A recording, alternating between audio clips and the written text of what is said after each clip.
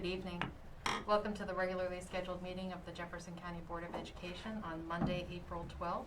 And if you'd please join us for the pledge. I pledge allegiance to the flag of the United States of America and to the republic for which it stands, one nation, under God, indivisible, with liberty and justice for all.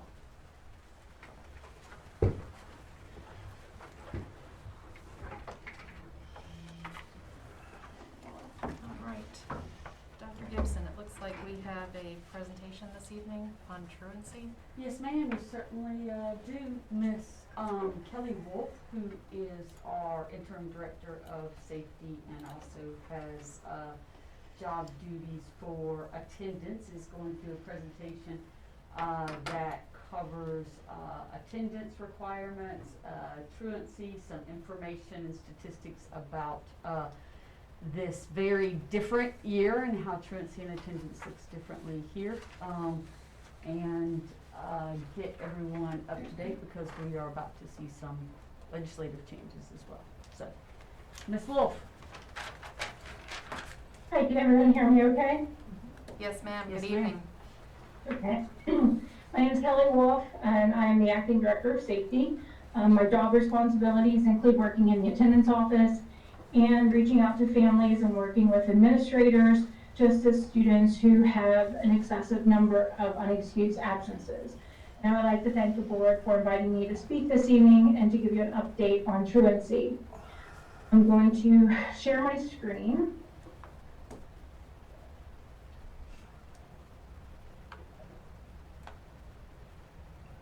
Everyone see that okay? Yes, ma'am.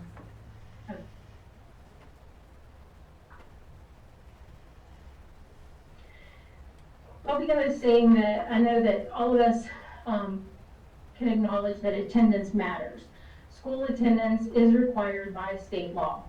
Students who have good attendance tend to have higher grades.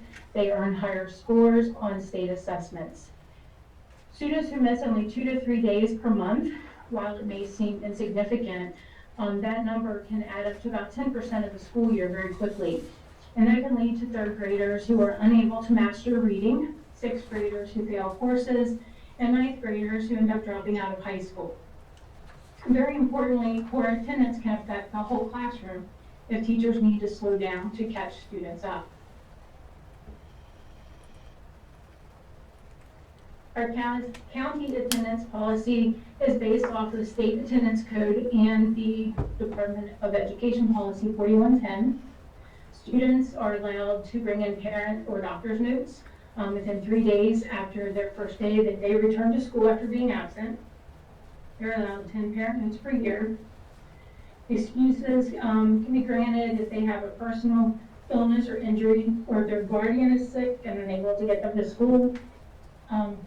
They may have medical or dental appointments. There may be a family calamity, etc.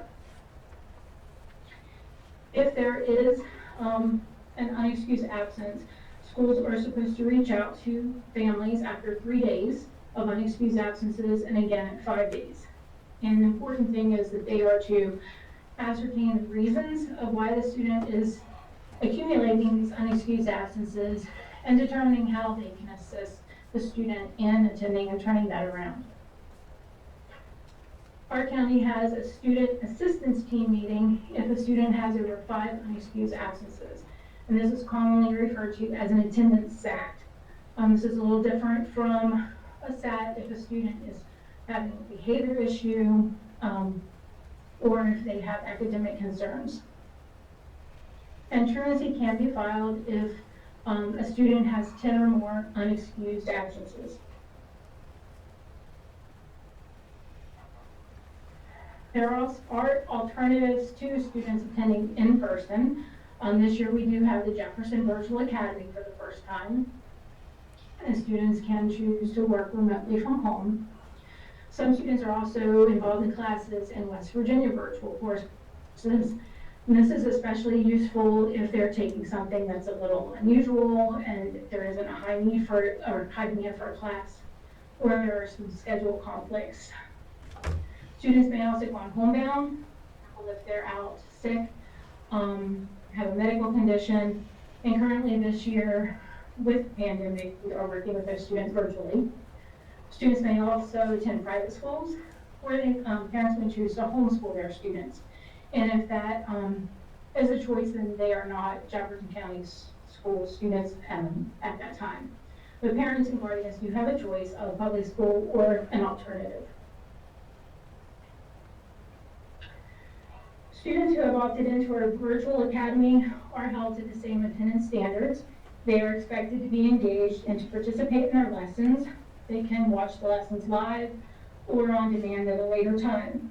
And that was put in place this year because we knew that some families may have issues with parents working during the day and needing to assist younger students in the evening, or there may be families that have issues with internet and they may have to go to a relative's house, for example, or to one of the places where we have Wi-Fi access. So this year we've had a lot of flexibility, and students are given until Monday at 8 a.m. to turn in their assignments for the previous week. However, unexcused absences do happen. Students may miss because of a vacation, unless it's been approved for the educational value.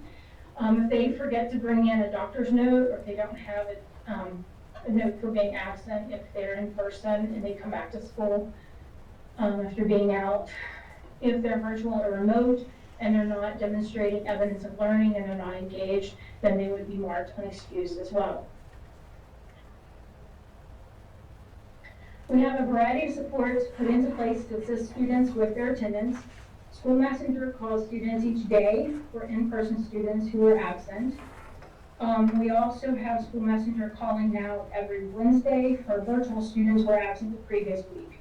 We realized that messenger wasn't calling virtual students because with that flexibility of having until the following Monday to complete work, if the absence wasn't on the day that the call was made, school messenger wasn't making that phone call. So now we worked with the company to get that implemented.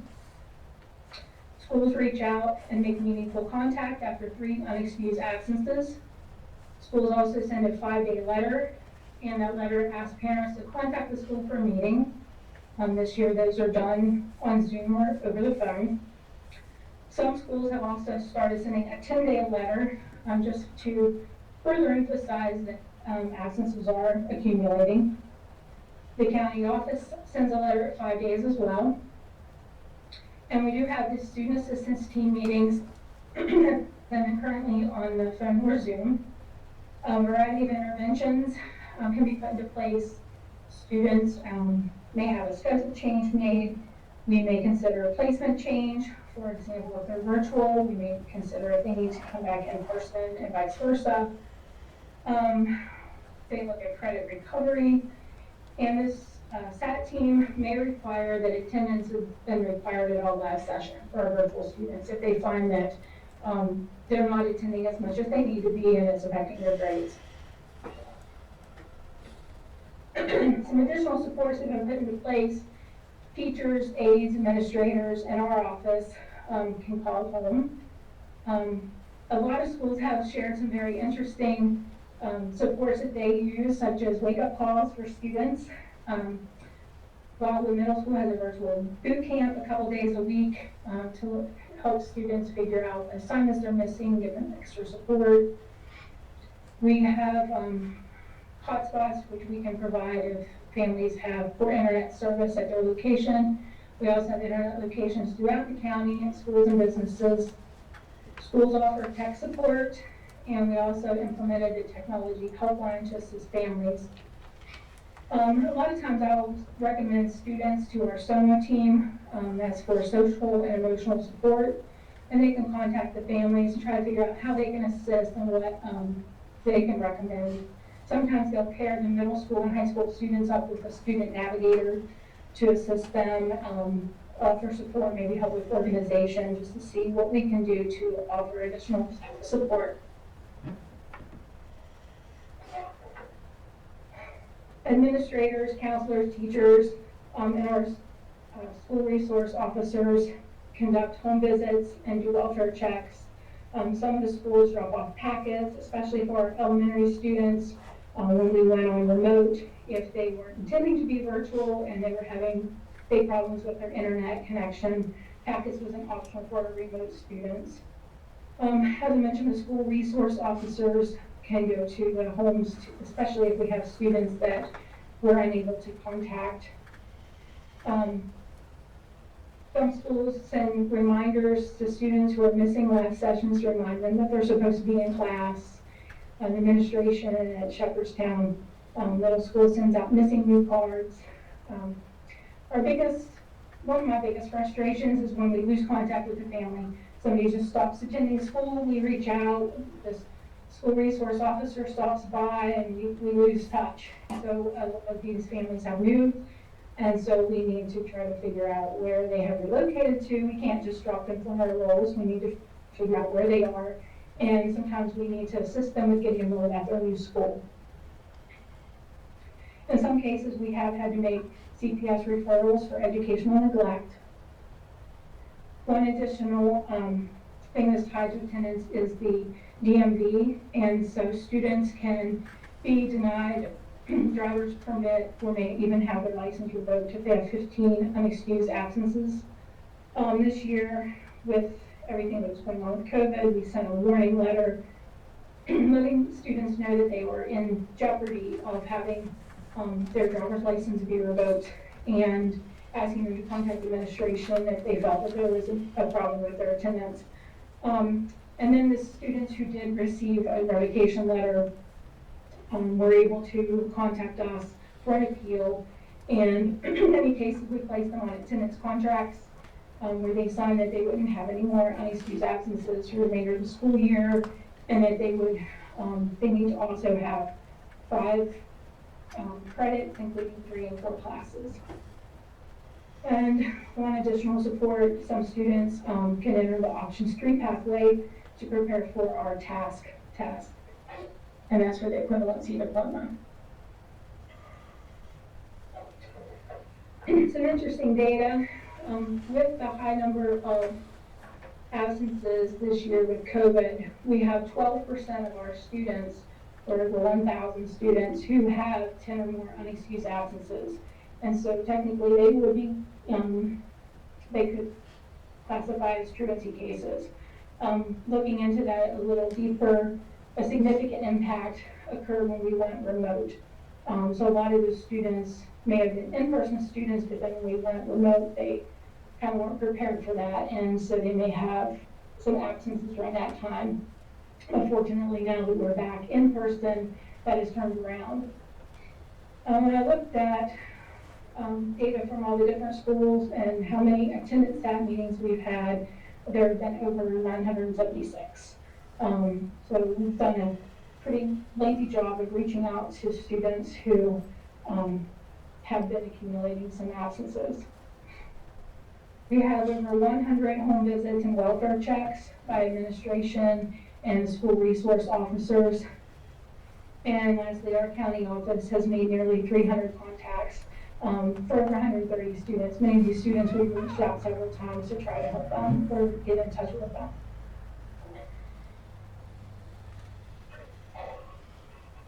These interventions assist both the students who have truancy issues as well as other students in the classroom who are affected when their classmates are staying a lot of school. Truancy has to be considered sometimes when the phone calls, the letters, the SAT meetings, welfare checks, etc. do not remedy the problem. Students continue to accumulate unexcused absences. At this time, we've filed 30 truancy cases this year. Many of those are for siblings, so the number of families is a little smaller, or underneath 30. Looking back at the data since 2017, it is significantly fewer cases than what we've filed in the past few years, 2 to 4 times fewer cases than at this time in previous years. And the word of the year has been grace, just trying to be very gracious, assist students, give them the benefit of the doubt, help them with their technology issues, bringing them back in person if that's what needs to be done, just doing what we can to turn the attendance around. And we are focusing on repeat offenders or families that we're unable to contact or those for whom interventions are ineffective. One thing to keep in mind is that there is a difference between chronic absenteeism and truancy. Truancy is looking only at the unexcused absences. And other students may miss a lot of school, but it could be for health reasons, or they may be suspended. So the strategies that we would use would be a little different in those two situations. I always like to kind of close and think about how to move forward. And I think the important thing is we need to fully understand when a student is chronically missing a lot of school, what is the cause? Are there academic conditions? Are they feeling left behind because they've missed so much school now they've kind of just given up? Do they struggle with organization and who has to, are there barriers to them completing homework? Are there safety concerns that need to be considered? For example, do they report that they're being bullied at school? What are the social dynamics? Are they having issues, for example, in between class changes and they're just a little overwhelmed with the number of people in the hallway? Is that causing an issue? Is there something going on at home? Is the parent ill? Are there issues with childcare? Are there siblings who are just making a lot of ruckus in the background, making it difficult to do homework? What's going on at home? Are there any health conditions that are affecting the student, contributing to them coming to school? Are they having big trouble with allergies or anxiety, for example? What's the school culture and relationships? Are there any clubs that the school or the student can get involved in, or a sport? Is there a caring adult who can mentor the student? And it's very important to listen to what the student has to say. Have they identified the reasons that they're missing school? And what is the parent identifying as the barriers to attendance? And lastly, are there attendance barriers for students with disabilities? Do we need to have an IEP meeting? Do we need to discuss having a 504 plan for a student, for example? And at this time, I'll open up to any questions you might have. I have some questions. Can you hear me? No. I can hear a little bit, it's cutting in and out.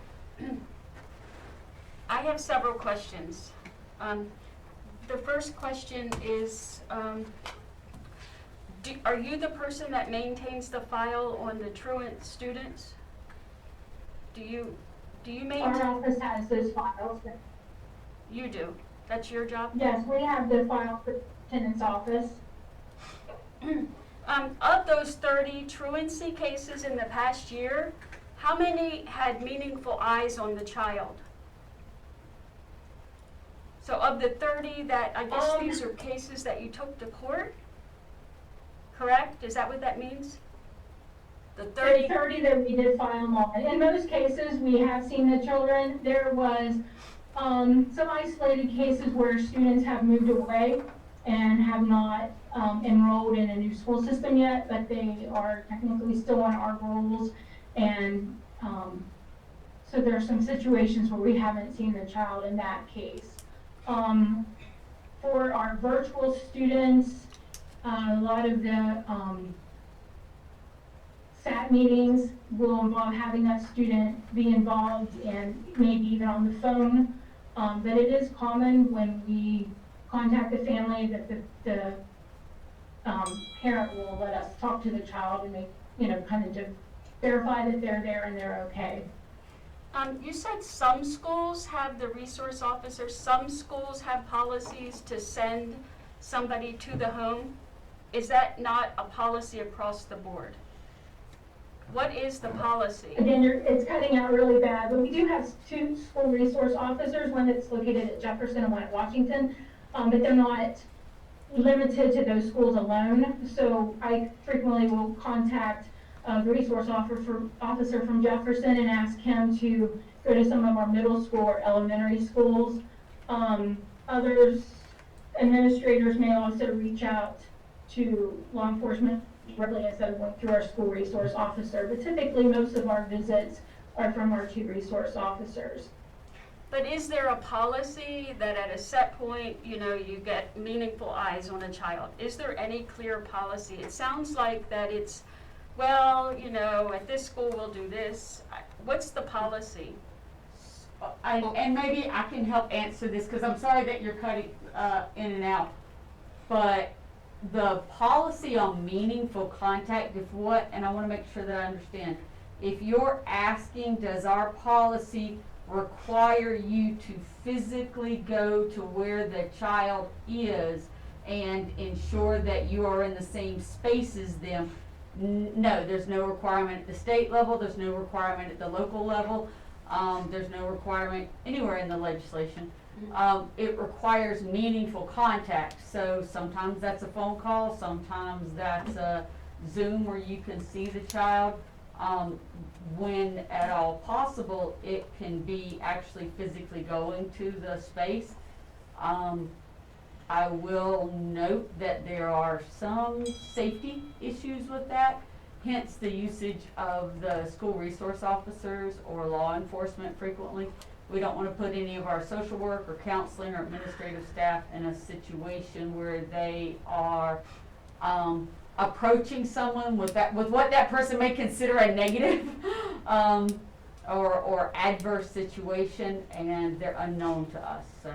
Okay, so there's no state law requiring it. I'm just wanting to know if this school system has a policy that at a certain point after a child's been truant, that you have meaningful eyes on a child to make sure the child is safe. That's what I'm asking. There's meaningful contact. It's not Right. necessarily somebody going and knocking on the door. Meaningful contact could be you call the parent, yeah, he's sick in bed. Is that meaningful contact?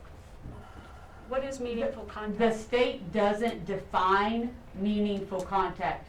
We turn into them, we convey the things that we're doing, and they want to, rather than simply having a checklist of sending letters, which was previous policy, they want us to convey, and we convey that both to the State Department and when we go to the magistrate in a narrative, that here are all of the things that we've done, and you saw those list of supports. Here's everything that we've tried to date in order to help this family.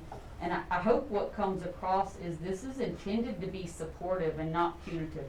It doesn't serve us at all to punish families if they already are having issues. But at the end of the day, if we've tried every support that we possibly can, we have to care more about those children getting to school than we do about leaning on parents. Sometimes it takes that kind of enforcement in order to get them to comply, because we don't have any leverage over parents, except for taking them to court.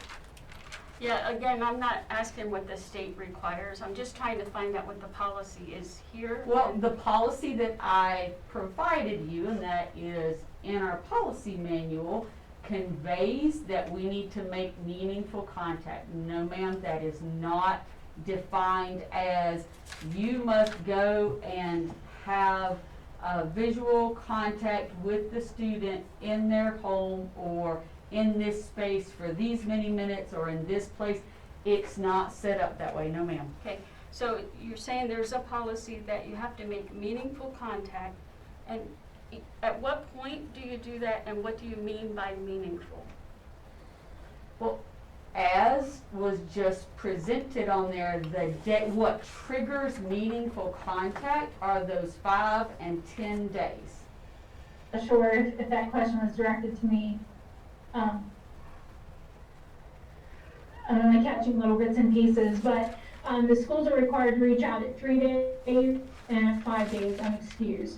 And at 5 days, I mean, the goal is to hopefully have the parent and the child, perhaps the guidance counselor and administrator, talking about why the student's missing and what they can do to turn that around. However, we have had situations where we've tried to reach out to the family numerous times and we've been unable to schedule a SAT meeting. In that case, if we do end up filing truancy at that time, then I would make a note that contact was attempted X number of times and we've been unable to reach them. But ideally, after 5 days, we would have a meeting and following up from a 3-day meeting and trying to figure out how to assess. And that's the key, is figuring out why the student isn't coming and how to get them to turn that around. At what point do you check on the welfare of the child?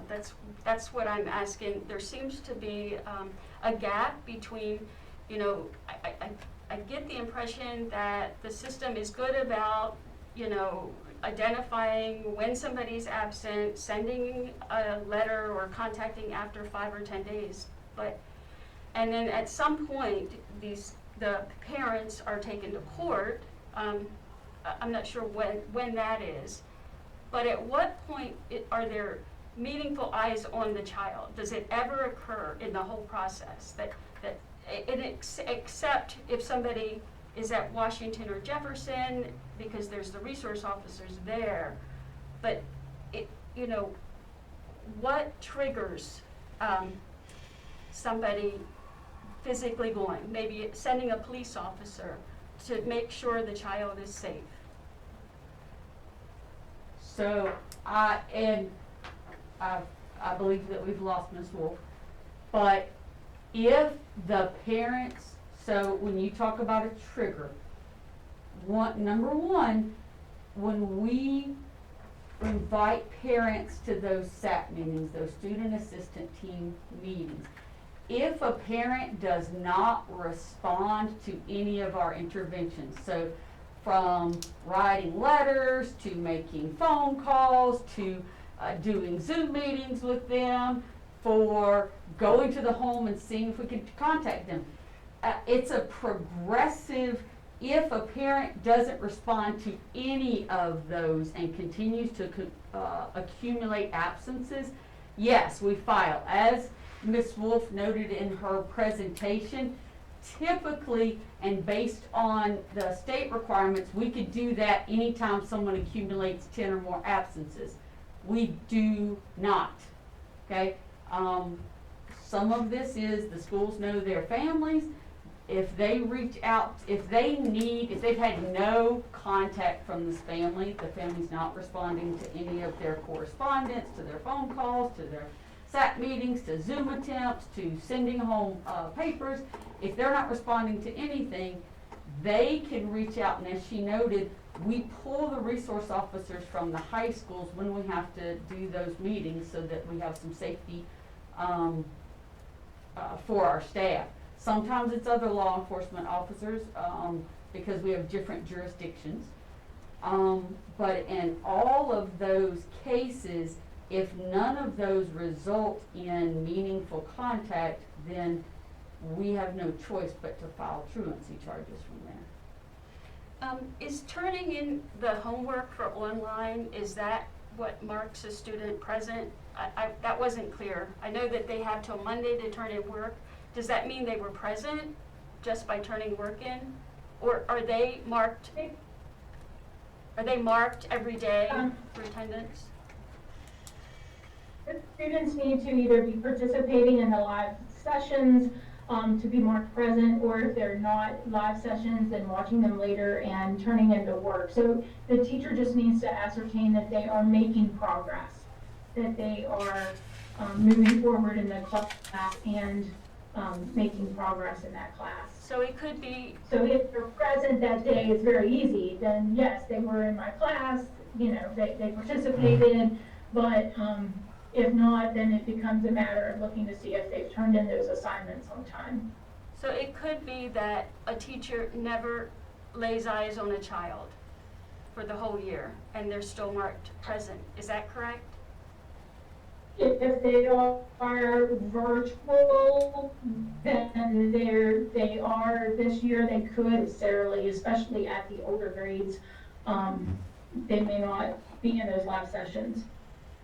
Which is one of the reasons that next year, when we're looking forward to how virtual academy, you know, will change next year for students who opt that, they're going to be required to participate in those live sessions. And I think that's very important because we get to see the children, we know that they are actually doing the work, they're participating, they're staying on track, they're not waiting until Sunday night and then trying to plow through all this stuff and get some stuff turned in, so they'll, slide through the class.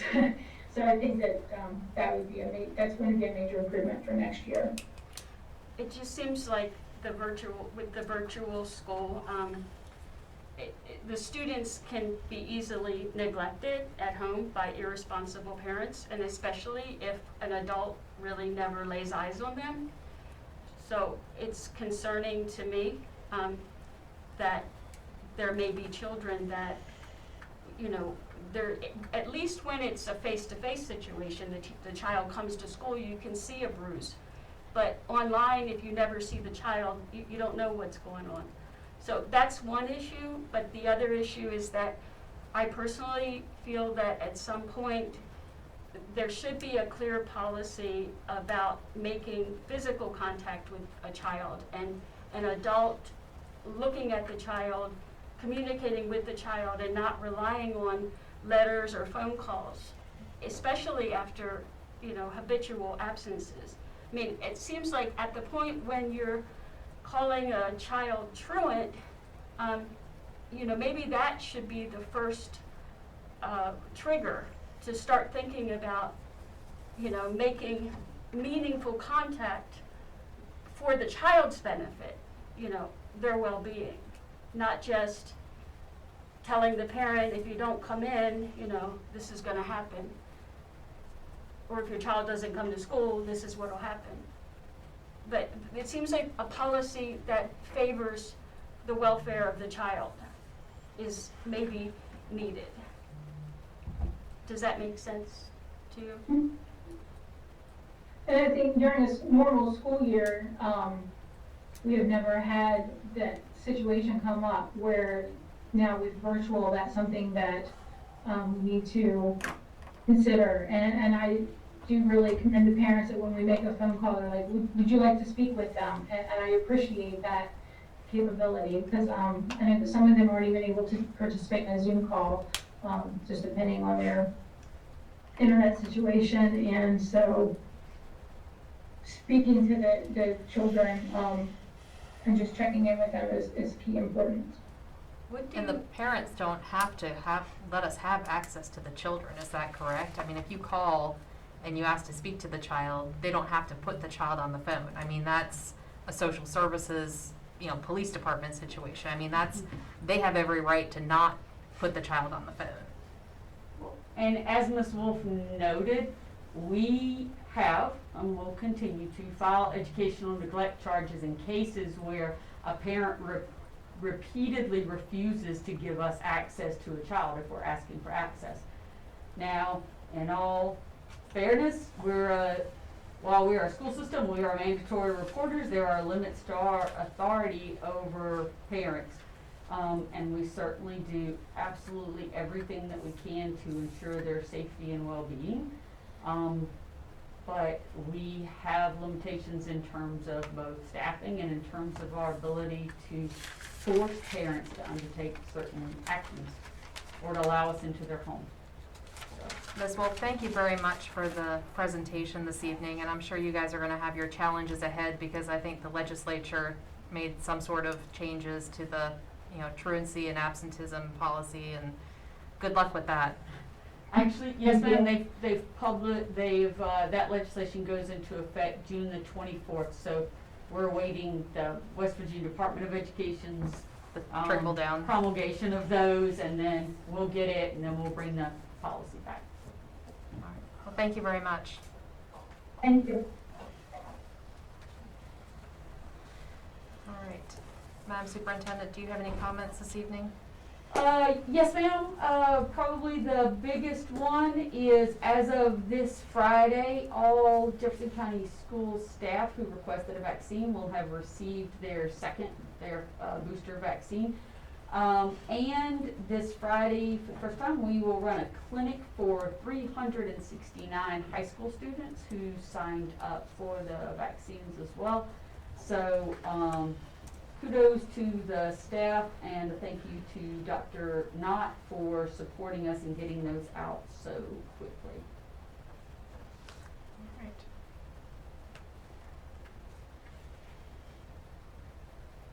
And then we have Mr. Dilly.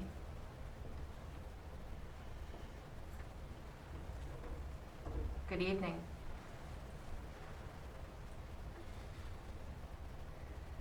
Good evening, Board.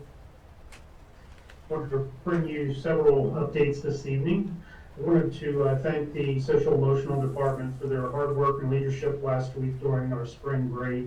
I thought they did a fantastic job providing opportunities for our staff and families to participate in some social emotional activities last week. So also wanted to just share a number of highlights this evening from our high schools, and wanted to acknowledge some of the great work that they're doing up there.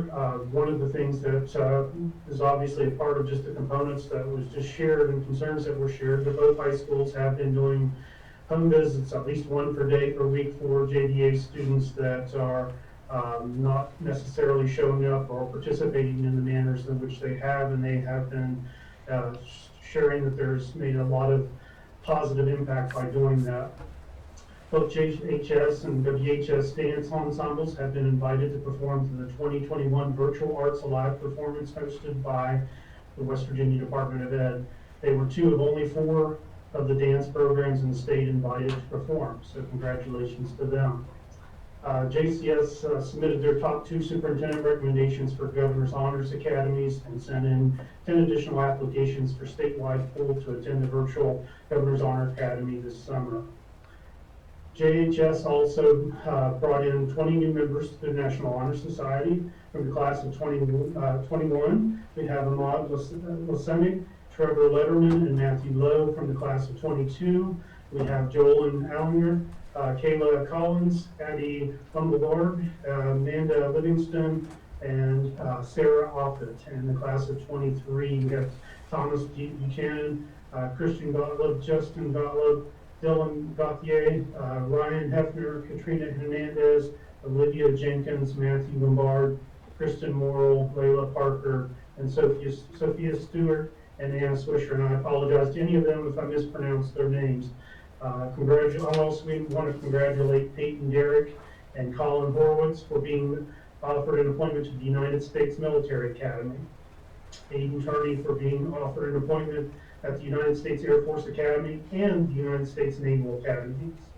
And then Brendan King for being offered the U.S. Coast Guard Academy appointment. So we want to congratulate those students for those accomplishments and honors. We also have an 8th grader we want to recognize this evening, Kayla Holman, acting village president, won the oratorical contest. Apparently I was told that she had a wonderful speech, and hate that I missed that opportunity, but I understand she did a fantastic job. The Washington High Key Club won the Single Service Award for their turkey baskets. Members built, painted, and filled with treats for workers at Willow Tree. They also won the Governor's Project Cleanup Award for their work picking up trash around the community.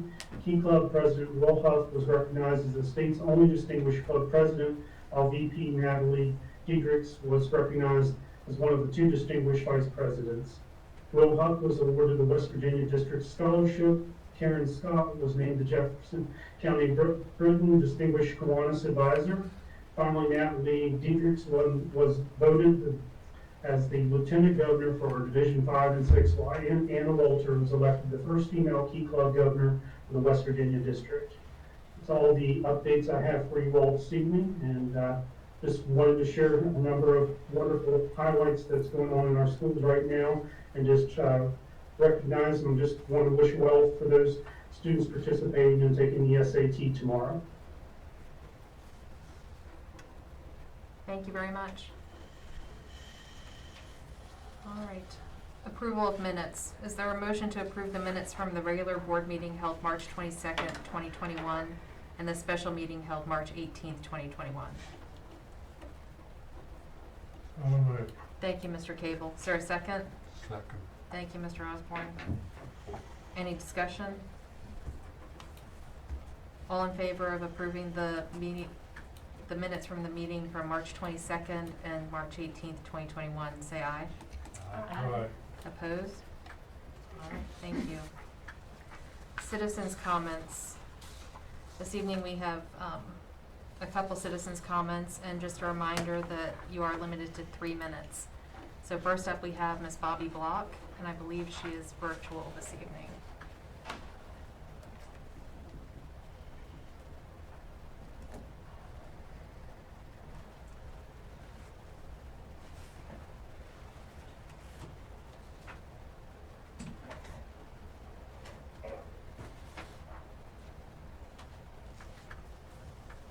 All right, Miss Block, whenever you're ready. Can you hear me? Yes, ma'am, we can. Okay, thank you. Good evening. Our children are continuing to watch.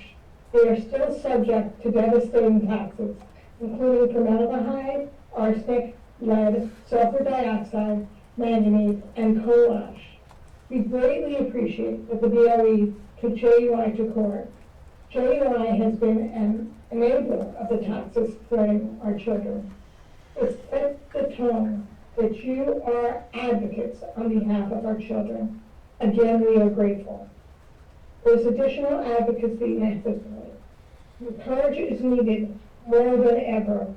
Please take action on the health human risk assessment presented by Rockwell last year. It is sorely inadequate.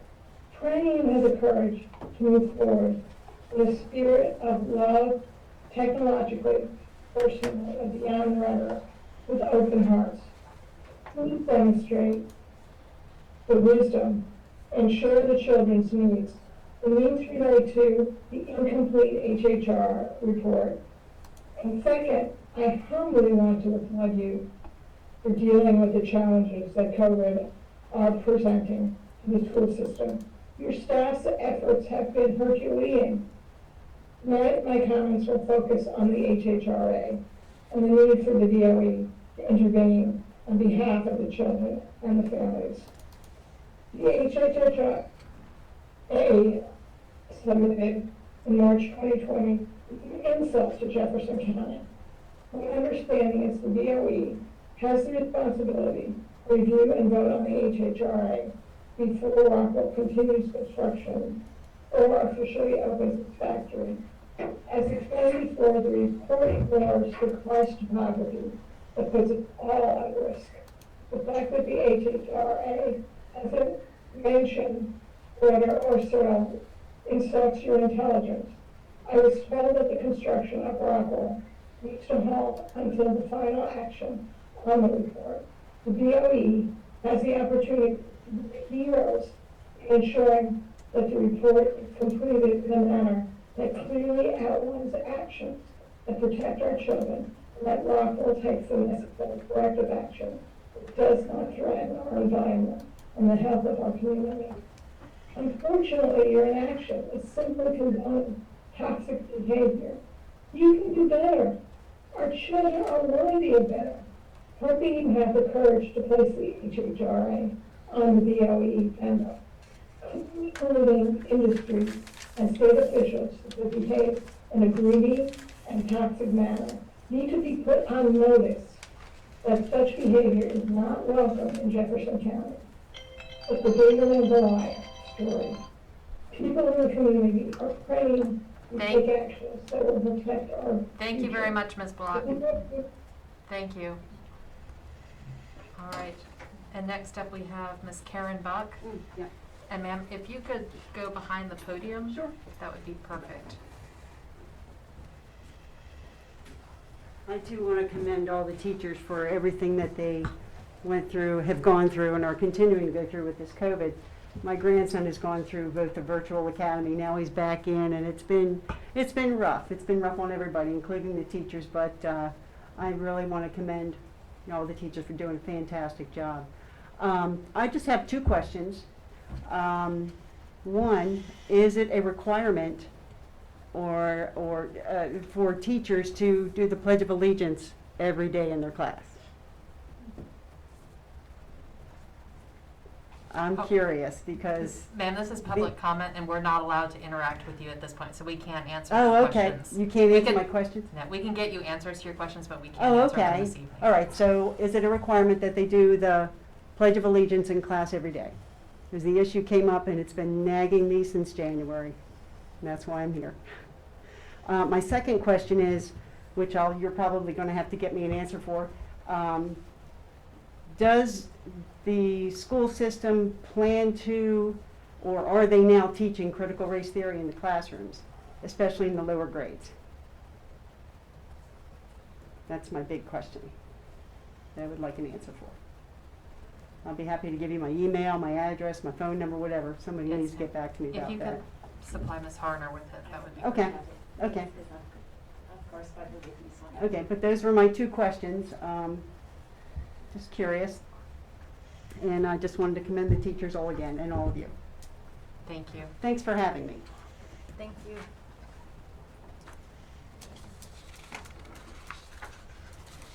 All right. Next, we have the consent agenda. Are there any changes or anything to the posted consent agenda? No, ma'am. All right. Is there a motion to approve the consent agenda? So moved. Thank you, Ms. Ogden. Is there a second? Second. Thank you, Ms. Joy. Any questions or discussions about the consent agenda?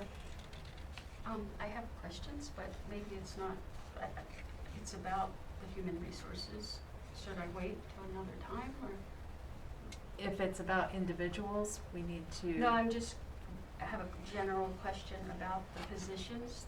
There's a lot of positions posted, and I'm just curious, are these long-term sub positions? Why are there so many right now? There's like, I don't know, 30 positions posted. So are these, just curious, is that? There are a lot of long-term sub positions on I here. mean, is that why they're being posted? I'm not talking about here, I'm saying that they're available for people to apply for. These are positions that are open. Not on the consent agenda? No. Okay. But it's, human resources, so I didn't know, this is not the right time to ask. No, if it's not on the consent agenda, let's Okay, just address yeah. the consent Alright. agenda. And if you have questions about the positions, I would contact Dr. Gibson about that. Okay, so we Okay. have a motion to approve the consent agenda. Any further discussion? All in favor of the consent agenda as posted? Aye. Opposed? All right, thank you. All right.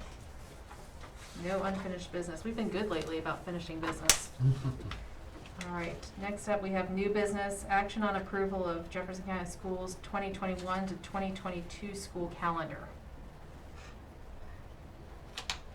That'll be Mr. Dilly. Welcome back, Mr. Dilly. Good evening, Board. This evening, we're asking that you approve the Jefferson County 2021-2022 school calendar attached to the agenda this evening. All right, is there a motion to approve the 2021 to 2022 school calendar? So moved. Thank you, Mr. Osborne. Is there a second? Second. Thank you, Ms. Ogden. Any question or discussion?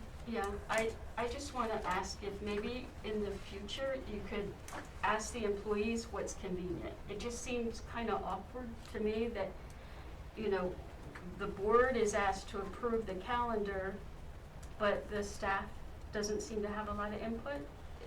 Based on when I asked the question at the previous meeting, the staff just aren't polled.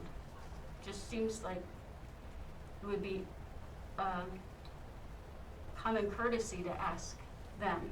There's a calendar committee that has representatives from the staff on it, From so. staff and principals and all Right, different all across the aspects. spectrum, So before we ever get it, Two public meetings. right, Yeah. and And the then two there's- hearings.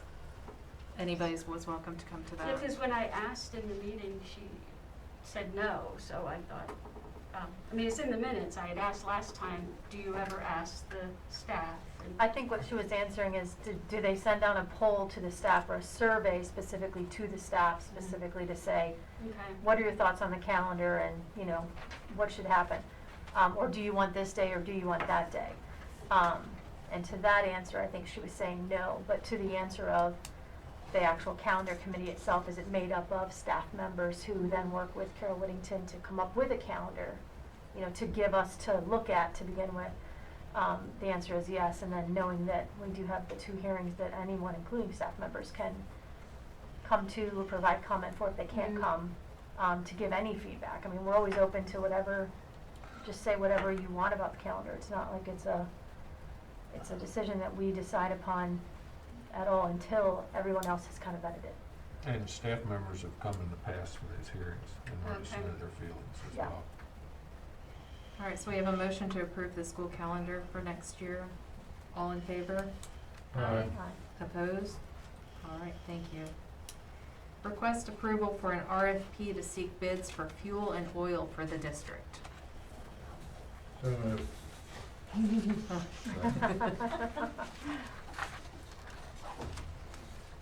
Mr. Dilly, were you taking that one too? No, I ma'am. didn't think so. No, he's clean. That would be Ms. White.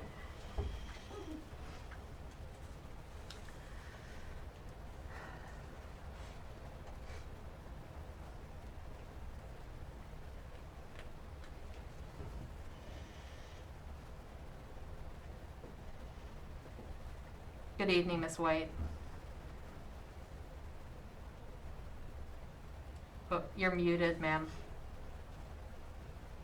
And I couldn't do that, so sorry if that happened. Good evening, members of the board. I am coming before you this evening to ask that you approve an RFP so that we can see fuel oil bids. This will include antifreeze, heating oil number 2, motor oil for buses, unleaded diesel gas. If you'd like to make a motion, I'm happy to entertain any questions you have. All right, is there a motion to approve the RFP to seek bids for fuel and oil for the district? So moved. Thank you, Mr. Cable. Is there a second? Second. Thank you, Mr. Osborne. Any discussion or questions? Hearing none, all in favor of approving the RFP to seek bids for fuel and oil for the district, say aye. Aye. Opposed? All right, thank you. All right, Ms. White, I believe you're up again. Request approval for an RFP to seek bids for the bond project pertaining to 2 HVAC units at Ranson Elementary School. Correct. We have 2 HVAC units that are in. We'd like an RFP in place. Of course, it's contingent on the sale of the bond. The RFP will be. We'd like to request approval. This is a summer 2021 project. All right, all in favor, or is there a motion to approve the request for the RFP to seek bids for the bond project pertaining to the 2 HVAC units at Ranson Elementary? So moved. Thank you, Mr. Osborne. Is there a second? Second. Thank you, Ms. Ogden. Any questions? Are we still having difficulty getting these units like we did last year at TA Larry? There is an advanced lead time, which is why we like to go ahead with the RFP now. I don't anticipate with just 2 units that will be majorly held up on this project. All right. All in favor, say aye. Aye. Aye. Opposed? All right, thank you. And Ms. White, I believe you're still up. Request approval for an RFP to seek bids for the bond project pertaining to the repair of brick at Blue Ridge Elementary School. This is also a bond project, and as we've initially looked at it, it's just brick repair, which is great news on the bond budget. So I look forward to your motion to seek an RFP for this project. All right, is there a motion to approve the RFP to seek bids for the bond project pertaining to the repair of brick at Blue Ridge Elementary School? Thank you, Mr. Cable. Is there a second? So moved. Thank you, Ms. Ogden. All right, all in favor of approving the repair of brick at Blue Ridge Elementary School? Aye. Opposed? Thank you. All right, and then you're really going to be busy with this bond, aren't you, Ms. White? I think so, yeah. All right, request approval for an RFP to seek bids for the bond project pertaining to the removal of carpet and installation of tile at select schools.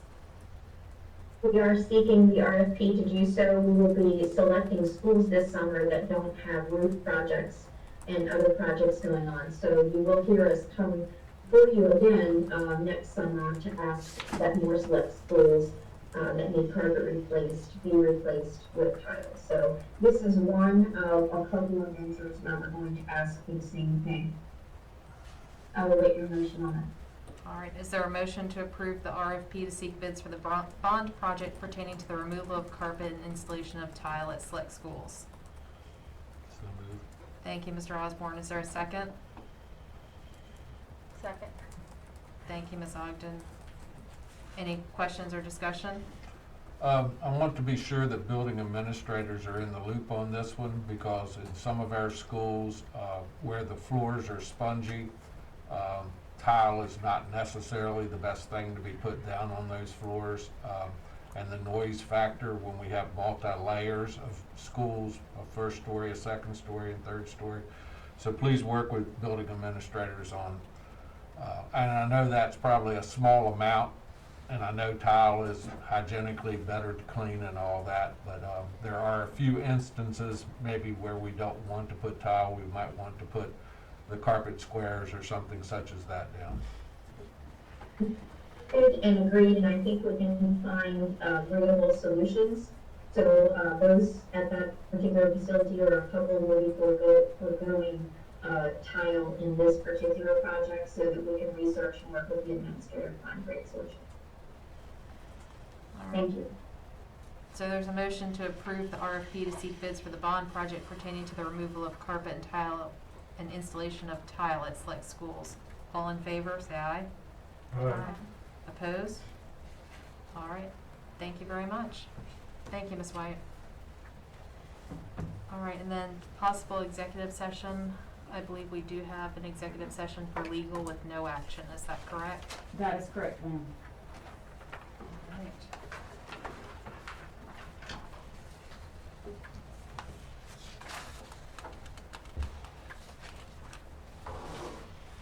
Is there a motion to go into executive session for legal? So moved. Thank you, Mr. Cable. Is there a second? Second. Thank you, Ms. Ogden. All in favor of going into executive session? Aye. Opposed? All right, thank you.